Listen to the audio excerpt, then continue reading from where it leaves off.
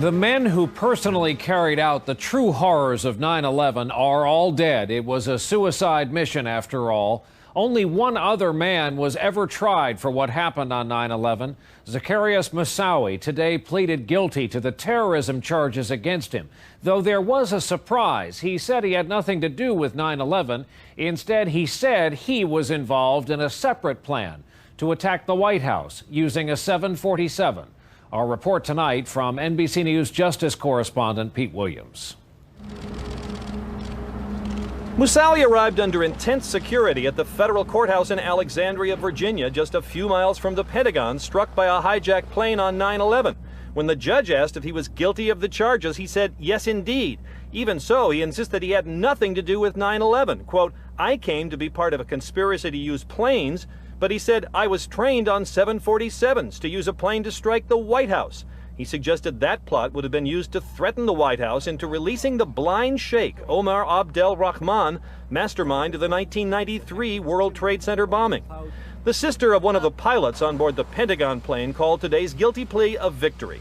We have here an ironclad guilty plea on 6 counts of conspiracy in furtherance of the September 11th plot, which killed my brother and 3,000 other Americans.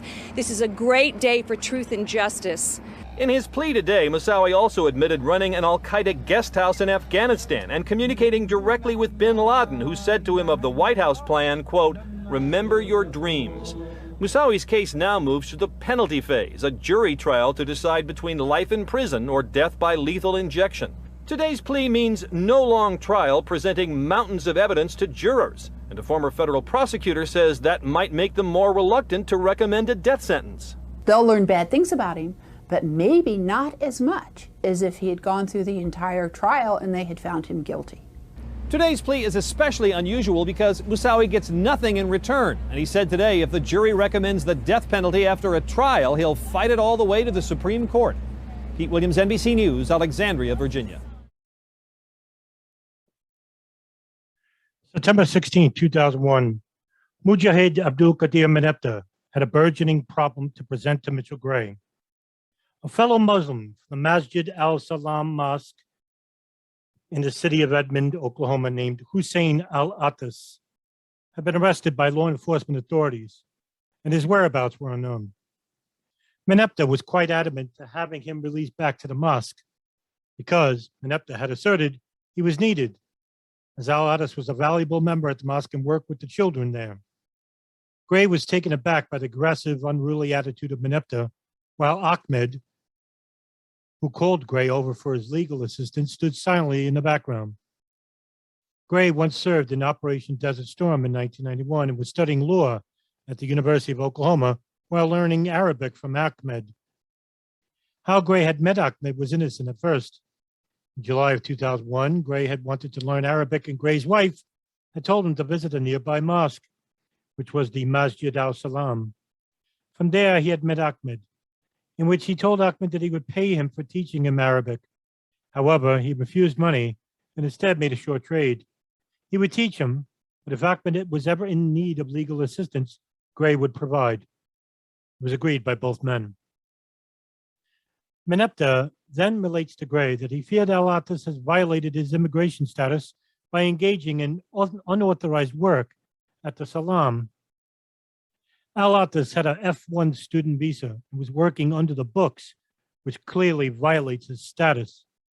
Unknown to Gray was that Meneptah had been living in a unit with Al-Attas in Norman, Oklahoma. Gray agreed to help locate Al-Attas, but was obligated to assist only Ahmed and wanted little to no contact with the volatile Meneptah. Gray had begun to call the local FBI and police departments regarding the status of Al-Attas. After getting the runaround, Gray had managed to find that al-Attas was arrested by the Immigration and Naturalization Services and was being held on $5,000 bond. However, there was an attempt to bond out al-Attas from another person named Suhaib al-Webb. Suhaib Webb had a troubling past. An ex-gang member, he then went on to become a local DJ in which he received his bachelor's degree in education at the University of Central Oklahoma. He was also a former convert from Christianity to Islam in 1992. Webb is now a local imam at the Islamic Society of Greater Oklahoma City. Gray also found out that another person was arrested besides al-Atas. Mukram Ali was a young Muslim and youth member at the Masjid al-Nur. Born in India, he had a residence in Norma. Meneptah did not care to mention about his release, which Gray had found rather odd. Both men were members of the Masjid al-Nur Mosque, but only al-Atas was the one being mentioned, repeatedly by Meneptah being released. Gray's suspicions would be met later on why this was the case. Meneptah couldn't hold his anger toward his vitriol toward the U.S. legal system and publicly defended a person by the name of Zacarias Moussaoui. Moussaoui had been detained by the FBI on August 21st, 2001 for suspicion of committing an act of terrorism against the United States and air piracy. On the day of September 11, 2001, the unit, both Moussaoui and al-Atas, had been staying in Eagan, Minnesota, was searched by local FBI agents. Just weeks before the attacks, however, the background regarding Moussaoui began when he first entered the country on February 23rd, 2001. But a little history. Moussaoui, a Moroccan, had previously grew up in Saint Jean-Luc de Luz in France. Zacarias was the brother to three older siblings, in which the mother raised them without a father due to domestic violence issues. In 1995, he would earn a master's degree in international business from South Bank University in London. He would also attend the Brixton Mosque in South London. There, he met future Islamic fundamentalist Richard Reed, who would later be nicknamed the Shoe Bomber. Moussaoui, while he grew up in France, had been met with racial hatred, tension, and prejudice. Many times, the brothers would fight against their white counterparts. Moussaoui began to become proselytized by members of the Salafist groups al-Mujahideen. Moussaoui had always wanted to belong, for which he felt he never did in France due to the daily torturous taunts and physical confrontations due to his brown skin and religious background. Zacarias, his brother, Abid Samad al-Moussaoui, would also author a book called My Brother Zacarias, had explained that Salafist Islam was simply not Islamic, but that Zacarias had gravitated toward it. In other words, Wahhabis simply aren't real Muslims. But I'm afraid it's simply not that easy. Any more than Roman Catholics can just pretend that the defrocked child molesters weren't real priests. To say that terrorists, be they al-Qaeda, Hezbollah, or Jemaah Islamiyah, draw on Islam is not to tar it as a religion of hate. Rather, these groups are a tumor on Islam. Nevertheless, Zacarias had felt the Brotherhood members of the al-Mujahideen showered upon him. But his experience at the Brixton Mosque was short-lived, as Zacarias began showing up to salat prayers and military fatigues and asking the local imam how to engage in jihad. By 1996, Moussaoui had attracted the attention of French authorities due to his outlandish militant extremism and hanging out with local Orthodox militants, one in which had long been under surveillance and was a notorious extremist himself. His name is Abu Hamza al-Masri. In April of '98, Moussaoui had traveled to Pakistan to begin training at the al-Qaeda camp Khalden, located in East Patkia province near Tora Bora. Another al-Qaeda operative, Ahmed Wassam, would later under oath testify he saw Zacarias Moussaoui there after he became involved with the 2000 Millennium Plot. Many of the students at Khalden were trained in various styles of weaponry. Students trained there in light weapons, handguns, small machine guns, rocket-propelled grenade launchers, explosives, poisons, poison gas sabotage, and security measures. The camp was run by Ibn al-Sheikh al-Libi, a Libyan, who would later be captured by Pakistan officials and subsequently tortured for information. After Moussaoui completed his training, he left to fight in Chechnya, where the notorious Islamic Chechen Ibn Khattab was active in repelling the Soviets from the Balkans. He then returned to Pakistan and Islamabad. Who he had met while there is not entirely unknown, but from Pakistan, he would enter the United States. And on February 23rd, 2001, Moussaoui would land at O'Hare Airport in Chicago. He then gets on a connecting flight to Norman, Oklahoma. where after landing, he immediately rents a room at the Residence Inn. There, he would make 4 phone calls, the first being the Masjid al-Salam in Edmond. The other was for a car rental. 5 days later, Moussaoui rents a room at the Sooner Hotel and Suites, where just a year prior, 2 other al-Qaeda operatives had stayed at this hotel, Mohammed Atta and Marwan al-Shehi.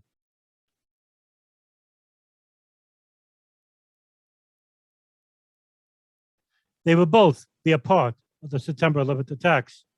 Atta, the suspected pilot of American Airlines Flight 11, and al-Shehi, the suspected pilot of United Airlines Flight 175.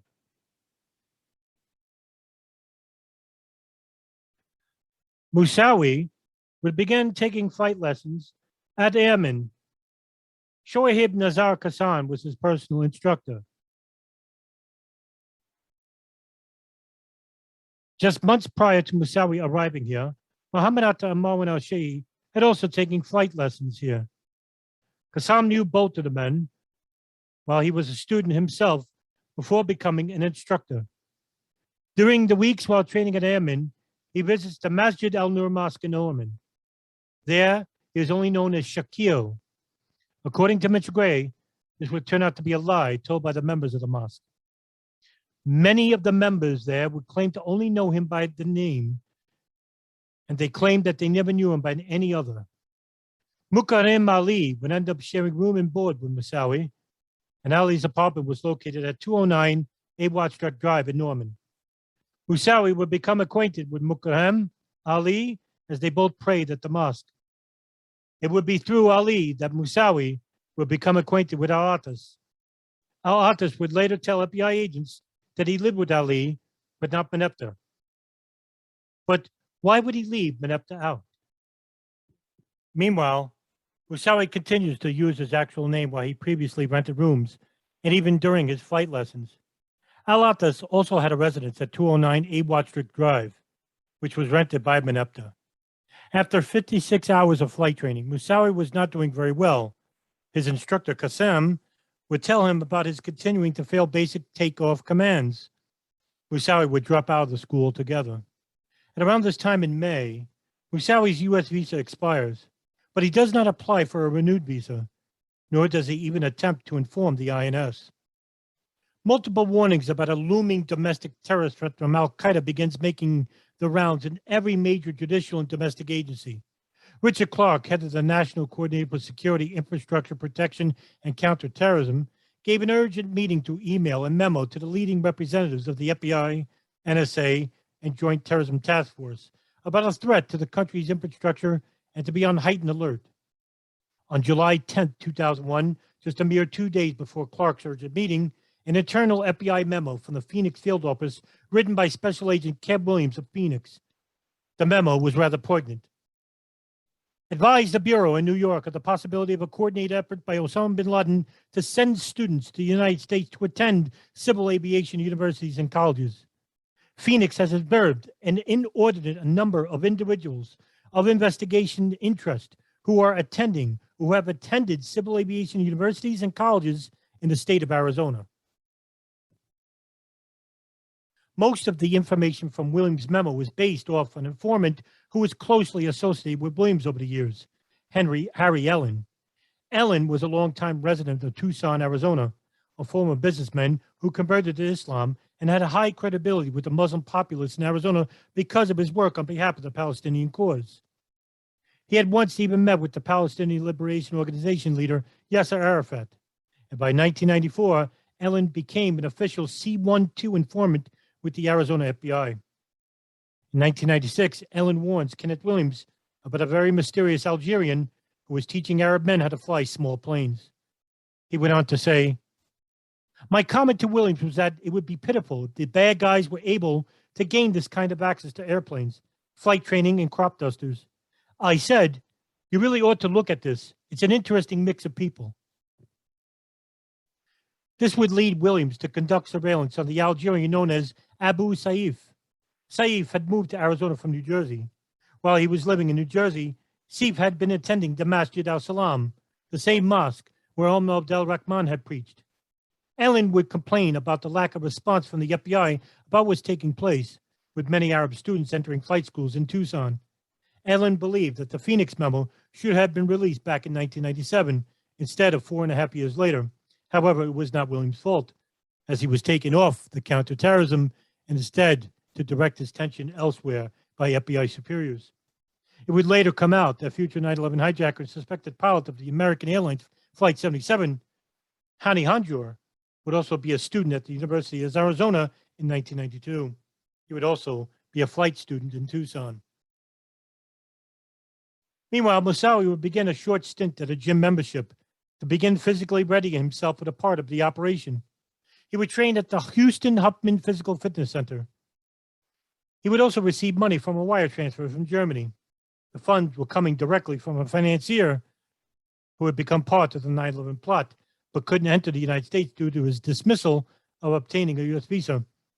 Ramzi bin al-Shib would wire $14,000 to Moussaoui. Al-Attas would begin telling other members of the mosque that Shakil was very secretive and was also quite paranoid about federal agents following him when there were none. This turned out to be untrue. The name Shakil was never mentioned before, and only until Gray found out later that they all referred to Moussaoui by his actual name and never by any nickname. He was also quite aggressive in conducting a jihad against the United States. El-Haji Nadaye, the imam at the Masjid al-Salam in Edmond, saw no reason to force Moussaoui out of the mosque. He just saw him as a brother who was helping the cause from Islamic prejudices.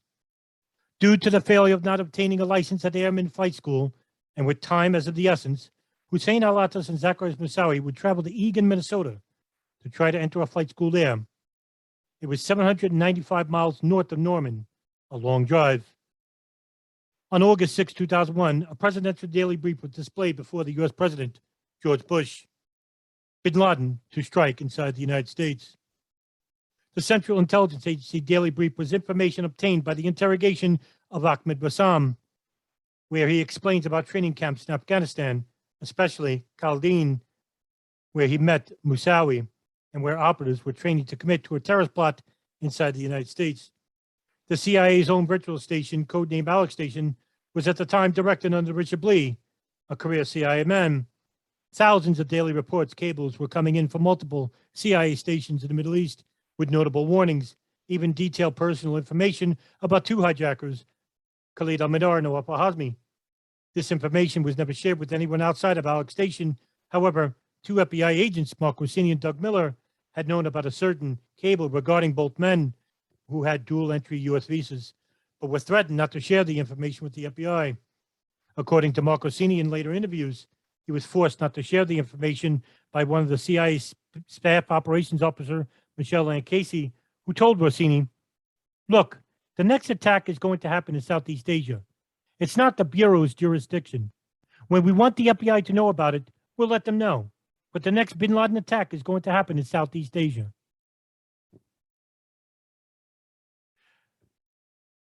However, both al-Mihdhar and al-Hazmi were already in Los Angeles at the time of Casey's response to Rossini, where Rossini actually yelled out in response, "But they are already here. It is our jurisdiction." However, the al-Qaeda operatives were beginning to enter the United States. Moussaoui had begun to look for flight schools to enroll. Both Moussaoui and Al-Attas would rent a unit at the Residence Inn. French intelligence authorities continued their investigation into Zacarias and found that he was inside the United States. They contacted his mother, Aisha Moussaoui, when it is reported that Javier Jaffo, who was fighting against the Soviets in Chechnya, is killed. On his possession was a small notebook. In it, the name Zacarias Moussaoui is noted. Jaffo is also known by Islamic name Masoud al-Banin. Al-Banin was fighting in Ibn Khattab's unit, and it was a former recruit and associate to Zacarias Moussaoui. Masoud had been a Moussaoui contact while they lived in London in 1995. Under the direction of Abu Hamza al-Masri, Masoud became a Muslim convert, where he made his Shahada, a profession of faith, at the London Central Mosque. French authorities now wanted to know where Moussaoui was located. His mother had absolutely no idea. Aisha remembered the day they came knocking at her door. They said he had a friend who had died, and they wanted to know whether he had been with them. I said, "I don't know." And then they left. French intelligence got later word that Zacarias Moussaoui had entered the United States. They immediately sent a memo to Oklahoma and Minnesota. By 2001, in the summer of 2001, a very serious file had been secured on Zacarias Moussaoui. By August 11th, Moussaoui began sending a number of emails to managers at the Pan Am International Flight School. He would end up using a fictitious name, Zulaman Tatango, and makes many strange inquiries regarding his background. He would tell the managers Hugh Sims and Tim Nelson about paying half the fee, $4,800 up front in cash. However, Sims is suspicious right away, since cash is harder to trace in light of an investigation, if any. He tells them he has no previous flight experience and would like to learn how to operate a 747, which is highly suspicious due to beginners starting with small prop planes. Moussaoui would piquing his suspicions even further when he sent one email claiming, "I need to know if you can help me achieve my goal, my dream," listing 5 types of Boeing and Airbus jets to be able to pilot one of these big birds, even if I am not a real professional pilot. Moussaoui would enroll, paying most of the $8,300 fee up front. His trainer, Clarence Prevost, was highly suspect of Moussaoui right away, but Nelson wasn't as suspicious, claiming that he thought he was like some foreign national with money, wanting to oppress the women. Moussaoui was allowed to sign up for classes and flight simulator training for the Boeing 747. Moussaoui built a rapport with Syrian students there, claiming he was a British businessman while being fluent in Arabic. He also inquires to Prevost about the plane's doors and its control panel. He also insisted that the course not take long. He was on borrowed time. After a couple of days, Prevost is part of a supervisor's meeting. During it, he raises his concerns about the strange British businessman and wanted to report him to the FBI. They agreed. The reason for the warnings was warranted. Just the day before, Moussaoui had asked Prevost how to turn off the oxygen in the passenger cabin and how to disconnect the transponder used to track the plane. On August 15th, Clarence Prevost called the Minneapolis FBI field office and reported his exchanges with Moussaoui. He said, "I don't know what this guy is up to, but he is paying a lot of money for nothing he can use legitimately. You need to understand, this aircraft weighs 900,000 pounds. It carries between 50 and 57,000 gallons of jet fuel." The agent talking to Prevost agreed that this warranted an interview with Moussaoui, in which the FBI was provided an address Moussaoui was staying in for residency. Immediately, the Minneapolis office calls the CIA's counterterrorism unit about the impending arrest of Zacarias Moussaoui. It seemed he was inside the United States on an expired U.S. visa. The agency has no prior information about who Moussaoui actually was. On August 16th, Harry Sammet, John Weiss, Dave Rapp, and Steve Nordman of the INS drive to the Residence Inn, where Moussaoui and his associate Hussein al-Attas are staying. Sammet, Weiss, and Rapp are all from the Minneapolis FBI. Sammet goes to the manager of the inn and asks what room Moussaoui was renting. Upon entering the unit, Sammet finds another individual staying in the room, Hussein al-Attas. They would find out that there was more than just the 2 men. They are separated and questioned by different agents. Sammet interviewing Moussaoui, Weiss interviews al-Attas. Al-Attas is far more compliant than Moussaoui at first. Al-Attas would tell Weiss about Moussaoui's aggressive behavior towards the kuffar, the non-believer. And he's asked to sign a waiver form if he wanted to continue being questioned by the FBI without a lawyer present. Al-Attas agrees and signs the I-215W form. Weiss then asks the name of who Al-Attas was living with, in which he responds that he knows him only as Shaquille. Moussaoui, meanwhile, gives Sammet evasive answers to basic questions about how he was getting money to travel and rent rooms inside the United States while training at flight schools. Moussaoui would have no answer and didn't give any response as to why he was inside the United States to begin with. Al-Attas, meanwhile, would relate to Weiss damning information, in which Weiss would detail in his report the following, quote, Al-Attas indicated that Moussaoui believes that it is acceptable to kill civilians who harm Muslims and that he approves of martyrs. Al-Attas says Moussaoui talked about holy war every day when they roomed together. Al-Attas says Moussaoui holds strong anti-American views and might be willing to act on his beliefs. Al-Attas describes Moussaoui as so secretive that he refuses to give his full name, identifying himself only as Shaquille, end quote. This information was enough to arrest Moussaoui as an unindicted co-conspirator to commit to a terrorist act against the United States. But both men would be detained on immigration charges. Moussaoui's visa had expired, and al-Attas had violated his F1 student visa by taking on illegitimate employment. FBI agents interview al-Attas again the following day, then charge him with violating the terms of his student visa by working at a mosque in Oklahoma and arrest him. Moussaoui, meanwhile, is arrested separately. He's asked by Samet about the search of his laptop and possessions. Moussaoui would deny access, however. Samet immediately asked for a visa warrant to search the premises of the inns both men were staying, as well as searching what was inside Moussaoui's laptop. On August 18th, Samet requests a criminal search warrant and believes Moussaoui came from Pakistan, a known terrorist hotspot. Samet posits that both Moussaoui and al-Attas were conspiring to violate Title 18 of the U.S. statutes relating to terrorism and destruction of U.S. facilities.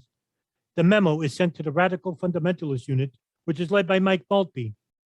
Both Maltby and Rita Flack then send a request to National Security Law Unit Chief Marion Spike Bowman regarding a search warrant for Moussaoui's laptop. However, in the memo, Maltby had edited the request, in which the memo was now an immigration issue and not a criminal one. Edited out was Moussaoui's link to al-Qaeda in Chechnya and even al-Qatab. The RFU chief, Dave Frasca, would end up not attending a meeting with supervising agents, claiming a last-second meeting with someone else. This left the issue with Maltby and Bowman, who both agreed that the issue with a search warrant didn't accommodate with the lack of evidence showing Moussaoui was a foreign agent or employed by a foreign agency. To understand how a FISA warrant works, here is a short explanation. Quote, in criminal investigations, the FBI can seek a warrant Title 3 of the U.S. Criminal Code by showing a federal court that there is probable cause to believe the target has engaged or is engaging in criminal activity. Evidence the FBI can use to support the claim that the U.S. target is knowingly working on behalf of a foreign entity can include information gathered from human sources, physical surveillance, bank transactions, or even documents found in the target's trash.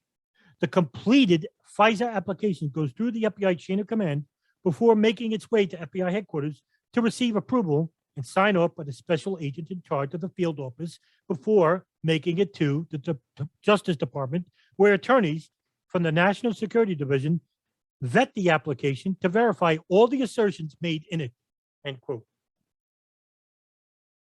Samet was stunned to get the news back from colleagues at Minneapolis field office.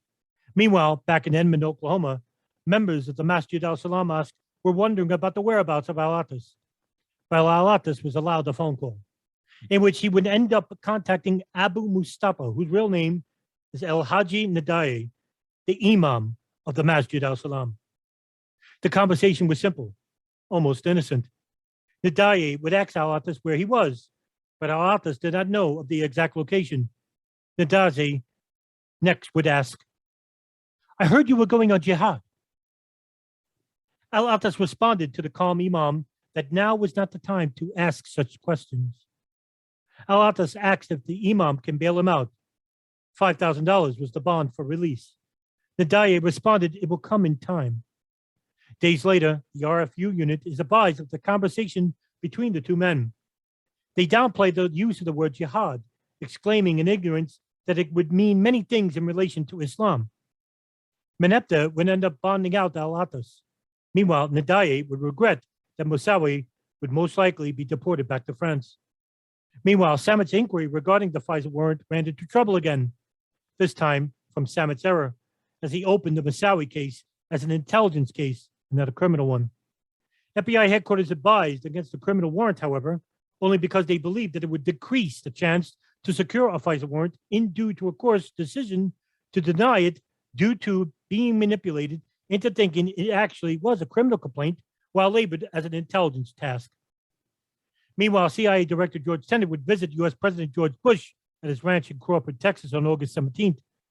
The nature of this meeting is not known, but it coincidentally lands while a FISA warrant is issued to search inside Moussaoui's laptop. They would meet again on August 31st in Washington for a remote visual conference call between Texas and Washington. On August 31st, Tenet briefs the president about the Moussaoui case. What is said is unknown. However, under sworn oath before the 9/11 Commission in April of 2004, Tenet will testify that he had no direct communication with President Bush during the month of August. Commission member Tim Romer would ask Tenet what his visits to the President Ranch in Crawford, to which Tenet replied he never sees the president at that time in the whole month of August. Romer: okay, I'm just confused. You see him on August 6th with the PDP. Tenet: no, I do not, sir. I'm not there. Romer: okay, you're not the... When do you see him in August? Tenet: I don't believe I do. Romer: you don't see the President of the United States once in the month of August? Tenet: he's in Texas and I'm either here or on leave for some of that time, so I'm not here. Clearly, Tenet was misleading Romer in this exchange, as in the CIA's own daily memos, Tenet was in contact with the president twice in the month of August. French intelligence again would provide FBI agent Harry Samit with more information regarding the profile of Zacarias Moussaoui. It was more than enough than Samit even realized. According to the French intelligence reports, Moussaoui had direct ties to a close Osama bin Laden associate in Ibn al-Khattab, the Muslim Chechen leader. Moussaoui had fought with the Mujahideen fighters under Khattab's unit, along with Khalid al-Midar and Nawaf al-Hazmi, but it is also not known whether the three men had ever met. His links to Abu Hamza al-Masri, the known radical imam, while at the Finsbury Park Mosque in London, and his travels to Pakistan. His inadequate answers to how he was receiving thousands of dollars to pay for flight training, car rentals, and other accessories have come to light. And the light was flashing red. Harry Samit realized that this man had direct ties to international terrorists and was here to hijack planes in a suspected terrorist plot. How was this not enough to show Moussaoui was a foreign entity in violation of the U.S. Title 18 code regarding terrorism inside the United States? Top it off, the final email and facts and documents regarding Moussaoui would be the most damning. It would also go to show the deep-rooted entrenchment of terrorist activity involving Moussaoui, as well as members of the Masjid al-Salam. Moussaoui was a member of the Tablighi Jamaat, the TJ. The Tablighi Jamaat, global Islamic missionary group, an offshoot of the Sunni revivalist movement, the Deobandi. The Tablighi are often in Pakistan, India, Turkey, the United Kingdom, Yemen, Algeria, as well as elsewhere in the Middle East. They are also mired in deep-rooted terrorism as well. According to a report from the Middle East Forum in 2005, the Tablighi had adopted stricter interpretations of Sunni Islam, bordering Salafi Islamic jurisprudence. Quote, Tablighi Jamaat has always adopted an extreme interpretation of Sunni Islam, but in the past 2 decades, it has radicalized to the point where it is now a driving force of Islamic extremism and a major recruiting agency for terrorist causes worldwide. For a majority of young Muslim extremists, joining the Tablighi Jamaat is the first step on the road to extremism. Perhaps 80% of the Islamic extremists in France came from Tablighi ranks, prompting French intelligence officers to call Tablighi Jamaat the antechamber of fundamentalists, end quote. This put FBI agent Samit on full notice about how Moussaoui was recruited in Great Britain under Abu Hamza al-Masri. The links to the Masjid al-Salam went deeper with the Tablighi, as Mujahid Abdul Qadir Menepta was also a member of the Tablighi as well. While traveling to Pakistan in 1989, Menepta went to Tora Bora. Samit says the international Islamic organization that sponsored the trip had been linked by the FBI to the recruitment of militants here inside the United States, the Tablighi. It was there he changed his name to his former Muslim name, but Menepta once went by the name of Melvin Lattimore, a one-time football star in college. According to author Terry McDermott, author of Perfect Soldiers, he states that the Tablighi controlled the Al-Quds Mosque in Hamburg, Germany, which saw senior Al-Qaeda operatives Mohammed Haydar Zamar recruit Mohammed Atta, Marwan al-Shehi, and Ramzi bin al-Shib into the Hamburg cell. The brothers at Masjid al-Salam had a problem, whether to clean house or become a target of a federal investigation. As of this point, the mosque was cleared of having anything to do with terrorism or the September 11th attacks. On September 11, 2001, after the planes had impacted the World Trade Center Pentagon and into a field in Shankville, Samet was finally given the authority to search and seize the residence in room 1414, where Moussaoui and al-Attas had stayed in. The evidence was damning, but Samet was left with an empty vindication. Most of what was found in Moussaoui's laptop is remained sealed under national security. However, some of the data was used to prosecute Moussaoui later in 2006. There were records and files about Boeing 747s and also crop dusting planes and the use of chemicals and how it can be deployed. This detail was important since it was Muhammad Atta who once asked James Lester, a crop dusting mechanic from Bella Craig, Florida in 2000. According to Lester in a CNN interview, quote, "They wanted to know the capacity of the airplane. How much would the airplane hold? How much fuel? And how to crank it," end quote. The FBI also found shin guards, 2 knives, flight manuals pertaining to Boeing's 747 aircraft, a flight simulator computer program, and also a will made out by Hussein al-Attas. It was a martyrdom will, in which al-Attas exclaimed that his testimony would be his last.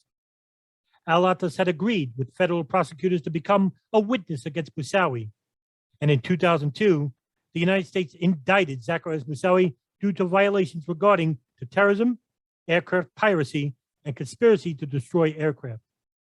The indictment also alleged that Ramzi bin al-Shibh used a wire transfer in the amount of $14,000 to Moussaoui. The grand jury also alleges that on August 16, 2001, investigators found knives, binoculars, and software for 747 procedures. If found guilty of these charges, Moussaoui was eligible for the death penalty. On August 18, 2002, Hussein al-Attas pled guilty to 7 counts of criminal information and for making false statements to a federal law enforcement official.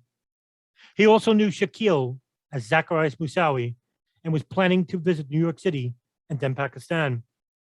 This would call into the credibility of Suhaib Webb and Mohammed Abdul Qadir Menepta, who had also claimed that also knew Moussaoui as Shakil. Did they know Moussaoui personally? Did they know he was a radical Islamist? If so, did they allow him to remain with the mosque? To this day, Webb and Menepta both were cleared of any charges of them having any information regarding any terrorist acts or being involved with the September 11, 2001 terrorist acts.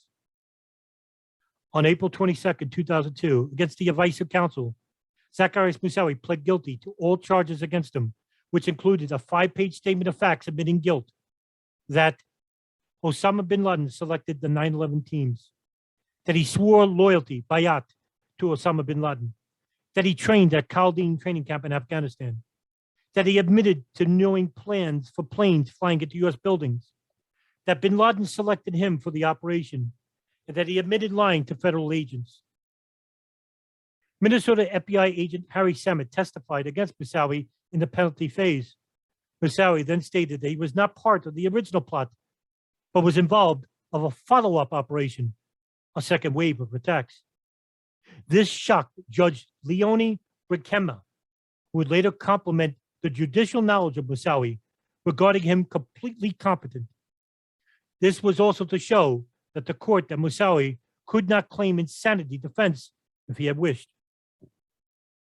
On March 28, 2006, Moussaoui would tell Judge Brinkman that the plane he was to hijack, he was supposed to crash into the White House. The reason was to put pressure against the United States in releasing Omar Abdul Rahman out from federal prison. Rahman had been found guilty in conspiring to attack U.S. landmarks in 1996. On May 3, 2006, the jury reached a verdict. Moussaoui would be sentenced to life in prison without the possibility of parole. The jury panel voted 11-1, 10-2, and 10-2 in favor of the death penalty.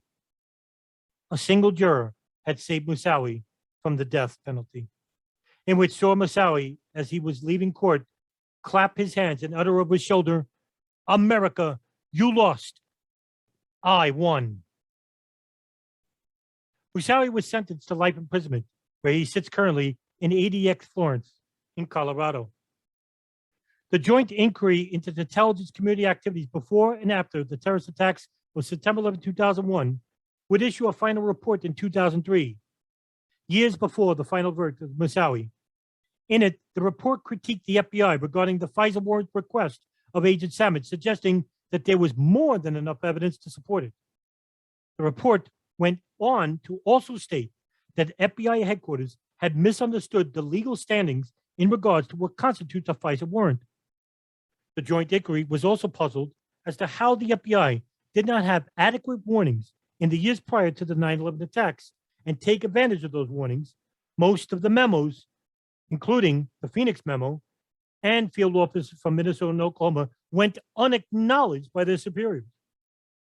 The Office of the Inspector General of the Department of Justice issued their own independent report about the conduct of the FBI and the 9/11 attacks, suggesting that they had concerns about how they handled the Moussaoui case. The OIG report was clear, however, to advise that there was no intentional misconduct on part of the FBI regarding the Moussaoui case. Contrary to the admissions of Harry Samad and Colleen Rowley, a 20-year FBI veteran and chief division counsel in Minnesota, whom both had written memos and letters straight to FBI headquarters. Rowley had even written a personal letter to FBI Director Robert Mueller in which he was highly critical about the dismissals of constant warnings pre-9/11, warnings that went unheeded by FBI bureaucrats. Your plans for an FBI headquarters super squad simply fly in the face of an honest appraisal of the FBI's pre-September 11 failures. The Phoenix, Minneapolis, and Paris legal attaché offices reacted remarkably, exhibiting underperception and prioritization skills regarding the terrorist threats they uncovered or were made aware of pre-9/11. The same cannot be said for the FBI headquarters bureaucracy, and you want to expand that? Should we put the counterterrorism unit chief and SSA, who previously handled the Moussaoui matter, in charge of the new super squad? You are also apparently disregarding the fact that joint terrorism task forces operating out of field divisions for years, the first and chief one being New York City, have successfully handled numerous terrorism investigations and in some instances successfully prevented acts of terrorism. There's no denying the need for more and better intelligence and intelligence management, but you should think carefully about how much gatekeeping power should be entrusted with any headquarter entity. If we are indeed in a war, shouldn't the generals be on the battlefield instead of sitting in a spot removed from the action while still attempting to call the shots? Rowley's letter was read by Mueller. During the early aftermath of September 11th, Rowley and others would go on to complain, even testifying before the congressional inquiries. But Rowley would end up retiring from the FBI in 2003 after 24 years of service. However, the story regarding Moussaoui had not yet ended. On May 23rd, 2006, an audio recording, which is said to belong to Osama bin Laden, was released by As-Sahab, al-Qaeda's media unit. In the audio, bin Laden made a rather startling admission. Moussaoui was never involved with al-Qaeda and was never part of the September 11th plot. I begin by talking about the honorable brother, Zacarias Moussaoui. The truth is that he had no connection whatsoever with the events of September 11th, and I am certain of what I say because I was responsible for entrusting the 19 brothers, Allah have mercy upon them, with those raids, and I did not assign Brother Zacarias to be with them on that mission. And his confession that he was assigned to participate in those raids is a false confession that no intelligent person doubts is a result of the pressure put upon him for the past 4.5 years. And if Moussaoui was studying aviation to become a pilot of one of the planes, then let him tell us the names of those assigned to help him control the plane. But he won't be able to tell us their names, for a simple reason, that in fact, they don't exist. This is from one perspective. And from another perspective, the brother Moussaoui was arrested 2 weeks before the events. And had he known anything, however little, about the September 11 group, we would have told the brother, Commander Muhammad Atta and his brothers, Allah have mercy upon them, to leave America immediately before their affair was exposed. And with this, become clear to even the novice investigator, not to mention the seasoned one, that there is no connection between him and the events of September 11.